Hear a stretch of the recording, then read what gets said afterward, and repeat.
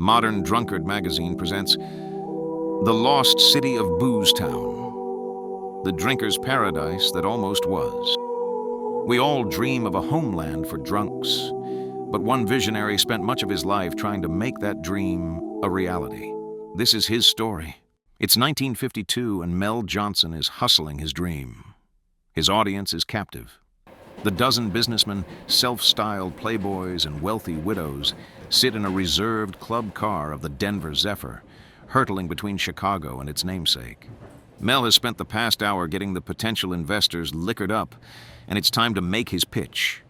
He has no charts, blueprints, or prospectus to show them. What he does have are matchbooks, cocktail napkins, and drink menus from bars that have never existed. Ephemera from Fantasyland. Just imagine, he asks his audience, a resort entirely centered on the culture of alcohol. A boozer's paradise built expressly to facilitate drinking and the good times that naturally follow. Where the bars, clubs, and liquor stores never close. Where the police force is there to help drunks, not hassle them. Where even the street names salute sweet Mother Booze. Gin Lane, Bourbon Boulevard, and Scotch Street. An adult playground like no other. Just imagine the quest for El Dorado. Mel loved to drink, says Emma Halverson, Mel's cousin. He started pretty young, I guess. He didn't have much parental supervision. So it would appear. A careful study of Mel's journals, graciously provided by Mrs. Halverson, reveals that Mel loved everything about the drinking experience. The taste, the joy, the tradition, the camaraderie, the madness, the adventures. Especially the adventures. From 1946 to 1950, Mel restlessly crisscrossed the globe, drinking his way through the great libertine cities of the world. He would later realize he was subconsciously and systematically searching for the El Dorado of alcohol, the mythical golden city with the perfect drinking scene. The manner of fleeting paradise the lost generation had found in 1920s Paris. If it could no longer be found in the City of Lights, if the war had chased it away, it must have gone somewhere else, right? Mel never found it. None of the cities and scenes were ever quite right. Finally, during a night of heavy drinking in the old Absinthe House in New Orleans, he had an epiphany. If the golden city of El Dorado did not exist, if it was just a fanciful myth, well then, he would have to build it himself. And if he were going to fully commit himself, he decided, it would have to be to something on an epic scale. El Dorado was no mere golden palace, after all. It was a golden city. Meet Mel Johnson. Every man has a dream, Voltaire noted, but few are brave or crazy enough to pursue it. It just so happened that Mel Johnson was plenty brave enough. And he wasn't exactly short on crazy either. It could be said that Mel's personality was mainly a gang of idiosyncrasies and quirks bound together by unbridled enthusiasm. He was an extremely intelligent man, and like many of those, somewhat eccentric. He'd spend most of his childhood, when he wasn't in boarding school, in either London with his dissolute playboy father, or in Cincinnati with his staid and sickly mother. He was expelled from 3 different boarding schools for antisocial behavior. A brilliant, if undisciplined student, he managed to get into Harvard only to drop out 2 years later. He spent 3 years in Mexico as a mining speculator, without much success. When America became embroiled in World War II, he enlisted with the U.S. Army Air Corps in 1942 at the age of 30, hoping to become a fighter pilot. Instead, he was shipped off to England as a radio operator. He was discharged in 1944 with a Section 8 after a failed attempt to burn down the base officers' club. When the war ended, Mel began his travels, eventually returning to America to plan his great city. Picturing paradise. At the end of 1950, Mel was a man obsessed. Made restless by his extensive post-war travels, he spent every waking hour sketching in the details of his dream. First, of course, he'd need to put a name to his drunkard homeland. He considered many possibilities, including El Dorado, Boozeville, and Lushland, before finally settling on the portmanteau BoozeTown. Next, he began the task of defining what exactly BoozeTown would be. He imagined it coming to life in 3 stages. Stage 1. BoozeTown would begin as a vacation resort comprised almost entirely of bars. Not just any bars, but theme bars promising a wide array of experiences. Among others, there was to be an Old West saloon, a medieval pub, a Casablanca-style nightclub, an Art Deco speakeasy, a Cuban-style dance hall, a pirate den, and even a jungle bar where monkeys would roam free. Large nightclubs would feature dance reviews and the popular singers and comics of the day. In the middle and above it all, Mel would erect his headquarters and home. A gleaming tower shaped like a thick-stemmed martini glass. Its rooftop garden would feature an olive grove to keep the city's martini drinkers supplied with fresh garnish. Stage 2. Once enough revenue rolled in, the infrastructure would be expanded. A transportation network would be put in place, including moving sidewalks. Why stagger when you can stand? And an electric trolley system called the Booze Cruise to whisk drinkers safely from bar to bar. It goes without saying that Mel wanted to manufacture his own booze, so Stage 2 would also entail the erection of a distillery and brewery, even a winery if the local climate and soil permitted. The alcohol would be of such high quality he felt certain he would corner the sizable BoozeTown market. While outside alcohols would be made available, he hoped to instill a patriotic spirit that would encourage visitors and residents alike to choose the hometown offerings. Stage 3. With the means of production firmly in hand, Mel would focus on population growth. Permanent living quarters would be built, residential towers and proper suburbs. Mel envisioned his colony as the perfect home for what he described as retirees, scribblers, artists, and other goof-offs. Mel figured that many of the hard-drinking writers, actors, and artists he admired would want to live there amongst their own, and they in turn would attract the less famous. Mel was also certain, once these great drunken talents had gathered, brilliant works of art, be they novels, plays, paintings, or music, would arise from the creative hive of BoozeTown. Then the outside world would be forced to sit up and salute his city as a great incubator of art. The uniqueness of its central theme aside, BoozeTown would boast many other distinguishing characteristics. Revolutionary roads. Initially, Mel planned to lay out BoozeTown on an orderly grid, with the north to south streets alphabetical and the west to east streets numerical. This, he figured, would make it nearly impossible to get lost, no matter how deep in your cups. But memories of Dublin and Paris convinced him a winding, illogical layout would add more mystery and adventure to the experience. That getting lost was oftentimes more valuable than getting where you imagined you needed to go. Furthermore, every street's name would allude to alcohol in some way, so drinkers could gaze around and think, "Yes, we're in charge here. We own this place. This is our homeland." Interestingly, the proposed names of the main thoroughfares surrounding central BoozeTown all reference the U.S. repeal of Prohibition. Repeal Road, FDR Drive, 21st Amendment Avenue. It was as if Mel wanted to surround his city with mystical walls of protection against future attempts to outlaw drinking. Not that he was unwilling to give the opposition their due. The Volstead Sewer Treatment Plant would be named for the architect of Prohibition. Healthy hooching. Something of a vitamin freak, Mel planned to infuse the homegrown beer and liquor with vitamins and minerals. This way, drunks could remain healthy even during those periods when merrymaking trumped meals. 24-hour party people. Mel adhered strongly to the idea that an adult is an adult all the time, that his rights should not expire at certain hours. "There is nothing worse in this world," Mel wrote in his journal, "than to be awake during the small hours and have no place worth going to." And as a lifelong insomniac, it's likely he found himself in that position quite often. So it's no surprise that "Where it's always happy hour" became one of the main slogans attached to BoozeTown. Mel meant it. Every bar and liquor store would be open 24 hours a day, 7 days a week. Furthermore, you'd have the right to bring your drink with you anywhere you liked, including banks, post offices, and places of worship. Booze bucks. BoozeTown would boast its own currency. Visitors would exchange their US dollars for booze bucks upon entrance. Each buck would be backed by liquid gold, a vast vault stocked with barrels of whiskey at the BoozeTown Bank. The way Mel figured it, whiskey, as it aged, always appreciated in value, eliminating the possibility of inflation.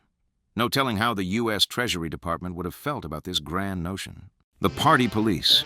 BoozeTown would be patrolled by its own security force, the party police. Though a bit ominous in sound, the party police's job would be to facilitate rather than inhibit the fun. Being drunk would never be a crime. Instead of being arrested and tossed into the drunk tank, something Mel had no small amount of experience with, those who found themselves a bit too overwhelmed with joy would be politely escorted home by helpful officers. These kind-hearted fellows would even administer aspirin as needed and tuck revelers safely into bed. Booze news. A hometown newspaper, the BoozeTown Bugle, would keep visitors and residents informed. Reinforcing the escape fantasy, the news would be very insular. The outside world would barely be mentioned. Naturally, Mel envisioned himself as the editor-in-chief. Dark secrets of BoozeTown. While he publicly presented his city as a place of light-hearted fun, Mel was not naive about the hard-scrabble realities of life. He understood men's hearts, especially men who liked to drink, and planned accordingly. Private comments and entries in Mel's journals shine a light into the dark side of BoozeTown. Betting on the future.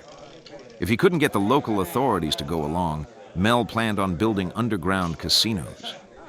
Trips to pre-Castro Cuba convinced him that gambling was not only an adult right and good fun, but also a vital moneymaker that would allow BoozeTown to rapidly expand. The Brotherhood of Bacchus. Mel toyed with the idea of assembling a volunteer militia. Separate from the party police, the Brothers of Bacchus would be recruited from BoozeTown's full-time residents, especially ex-military men. Whether the brothers would have served to defend BoozeTown from outside elements or function as a secret police, we can only speculate. Secret clubs. Contrary to all his egalitarian rhetoric, Mel liked the idea of having special places where only a select few could go. He envisioned secret nightclubs for famous writers, Hollywood celebrities, and high-level politicians who would prefer not to be seen whooping it up in public. Prostitution. Mel publicly supported the legalization and regulation of prostitution, a rather radical idea at the time, so it's likely he would have turned a blind eye, at the very least, to the flesh trade in his city. BoozeTown Underground. Like many Americans of the day, Mel was certain that the U.S. and the Soviets would eventually engage in atomic warfare. He proposed that every building and home in BoozeTown come equipped with its own fallout shelter, each connected by a vast web of tunnels radiating from the central shelter where an underground distillery would keep the post-apocalypse party rolling. In the middle and away from it all. But where to build BoozeTown? Logically, it would have made sense to choose a state with liberal drinking laws and warm weather, such as Louisiana or Nevada. But Mel desperately wanted his colony to be located in Middle America, particularly in his home state of Ohio. He didn't want to hide it away in a desert or swamp. He wanted it right up front and in the middle, but also isolated. He felt BoozeTown should present a much-needed opportunity to escape the grinding hell of the workaday world. And that meant many miles of open space between his dream and reality. He initially entertained the idea of building on a large family-owned tract 30 miles outside of Steubenville, Ohio, but was thwarted by the severity of local drinking laws. The county government failed to grasp the brilliance of a resort built around the idea of round-the-clock boozing, no matter how many tourist dollars it would pour into the local economy. They thought the concept sinful. After scouting other sites in the Midwest and opening up lines of dialogue with the local governments, he slowly came to realize he was spinning his wheels. As the years progressed, he looked at sites in northern Nevada and even an island off the western coast of Mexico. Postcards from Never Never Land. Mel had the habit of getting ahead of himself. Before he raised a single dollar for his project, Mel engaged graphic artists and print houses and began cranking out a wide array of ephemera, including maps, posters, postcards, matchbooks, and cocktail napkins. He was also possessed of the habit of announcing wildly optimistic and ever-advancing inception dates for BoozeTown's unveiling. It was as if he believed that creating the trappings and timeline of BoozeTown would somehow force it to spring into existence. The price of paradise. Building a city from scratch, of course, requires a great deal of capital. Mel was not entirely without resources. His playboy father, the son of a shipping tycoon, had died in a skiing mishap in the French Alps before he could squander the entire family fortune, and Mel inherited about $250,000 at the age of 17. He wisely invested a chunk of his fortune in uranium mines in the late 1940s, which he subsequently sold to the government for a healthy profit. In 1951, Mel was worth about $500,000, which was a good start, but not nearly enough. By Mel's estimation, he'd need a cool $5 million to build BoozeTown. Not that much when you consider Walt Disney spent $17 million building Disneyland. But while Walt had Disney Studios and ABC Television to back the bill, Mel would have to summon his missing millions from a wide array of investors.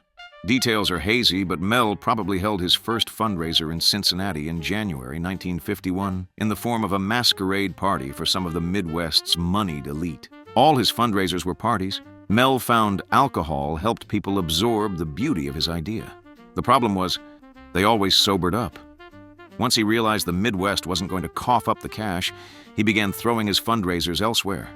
He conspired extravagant costume parties in foreign capitals. He rented chalets in the Alps and hosted well-attended weekend getaways. He'd met a lot of rich playboys during his earlier travels, and surely they, of all people, would recognize the brilliance of his scheme. Mel versus Mel.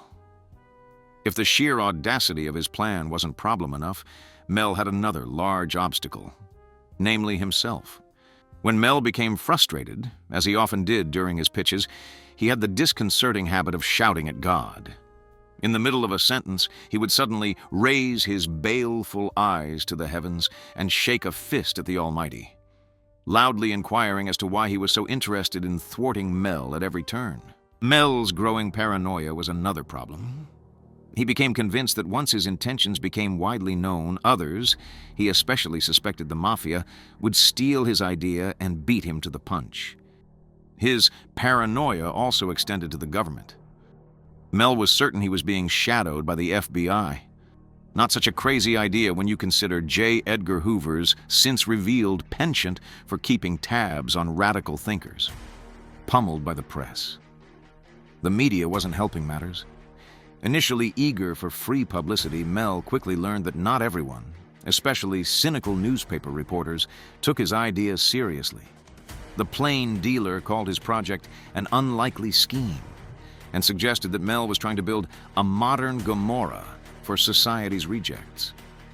The article closed with a snarky plea that Mel should seek psychiatric help. Mel was also featured in one of the first issues of a nascent tabloid called The National Enquirer. In the piece, titled Loony Lush Plans City for Souses, Mel is described as raving, cockeyed, and a lunatic. To add incompetence to injury, they also misspelled his name.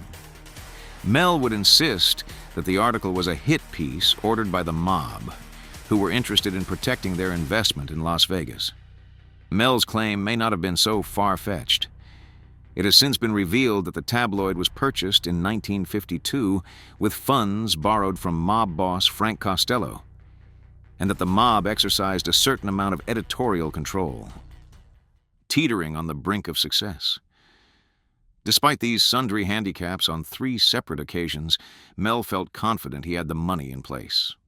So confident that each time he attached a definite year to his posters and ads, instead of the usual "coming soon." In 1953, he thought he'd corralled a group of Texas cattlemen, But they, according to Mel's journal, soon revealed themselves to be professional bluffers and bullshitters. In 1955, it was a consortium of European industrialists who eventually transformed into a gang of swindlers. In 1958, it was what he described as a noblewoman with more money than brains. She turned out to be a lunatic with little money and a fake title. Each time he thought he had his hands on the lever, it disappeared into smoke. It was probably with no small amount of chagrin that Mel watched Walt Disney open his alcohol-free theme park in 1955. If the kids deserved a vast playground, he must have wondered, why didn't adults? It should be noted that as he became increasingly desperate, Mel developed an interest in the occult arts. He acquired a collection of grimoires and wrote of trying to contact denizens of the astral planes for help with his project. It would seem, however, that he couldn't convince even Bacchus or Dionysus to get on board. Paradise lost. Mel officially gave up on BoozeTown in 1960. He came to regret not using his own fortune to start small, to build a handful of bars and expand from there. But by then it was too late. He had traveled so far into his fantasy world that there was no going back or starting over. He'd labored frantically for a decade, spent an untold amount of his personal fortune, and came away with nothing. In his journal, Mel would blame many for his failure, everyone except himself. In 1962, at the age of 50, Mel was diagnosed as a paranoid schizophrenic and placed in the custody of the Bartonville Mental Hospital near Peoria, Illinois. Exactly who put him there and under what exact circumstances is, according to his relatives, a matter of private family history. A broken man, Mel died in captivity 4 years later. It is interesting to note that, according to parapsychologists, Mel's ghost, among others, still haunts the now abandoned facility. What may have been? It's impossible to say exactly how close Mel came to realizing his dream. Blinded by boundless optimism as he was, he probably never knew himself. It's easy to think of Mel as just another kook chasing an impossible dream. And perhaps we have even portrayed him as such. But was he really that crazy? All Mel wanted was a place where an adult could drink as much as he liked, whenever he liked, wherever he liked, and not be treated like a second-class citizen. And what's so crazy about that? It's entertaining to speculate just how the world would have received BoozeTown. It would almost certainly have been condemned, at least initially, by most of the press and large segments of society. They would have wondered if drunks deserved or should even be allowed a place of their own. There is also the strong possibility that BoozeTown would have been raided and shut down by the government. Mel certainly seemed more than willing to give them grounds to do so. I wouldn't put it past Mel that, given enough success and provocation, he would have attempted to secede from the Union and set up his own principality. It may well have degenerated into an armed city-state ruled by a megalomaniac. Or perhaps, had the stars aligned just so, BoozeTown would have been a smashing success. Who, after all, would have guessed a sleepy desert crossroads called Las Vegas would grow into the sprawling entertainment capital it is today? BoozeTown could well have taken root and expanded into a fantastic enclave, a special kind of place for a special kind of person. If it were around today, I would certainly be a resident. And maybe you would too.